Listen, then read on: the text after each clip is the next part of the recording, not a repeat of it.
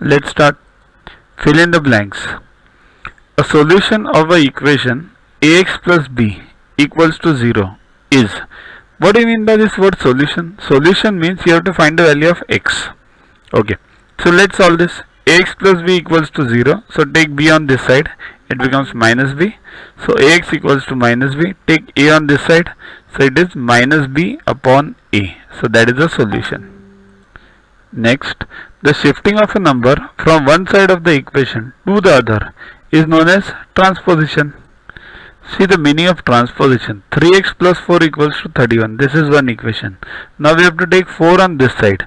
Actually, transposition means you don't take 4 on this side. It means what you do is you subtract 4 from both the sides. See this. 3x plus 4 minus 4 and 31 minus 4. So in effect what are you doing? This 4 gets cancelled and in effect you are taking 4 on this side. That's why it is called as transposition, but actual meaning is you do the same thing on both sides of the equation so that one gets cancelled. See this, it means doing the same thing on both sides of the equation with the aim of bringing like terms together and isolating the unknown quantity. That is the meaning of transposition. Next, if a and b are positive integers, then the solution to the equation ax equals to b is always here. Ax equals to b. So solution means what? We have to find x. To find x, what we have to do? Take a on the other side, right? That was the meaning of transposition we just saw. So a on this side, it becomes b upon a. So x equals to b upon a.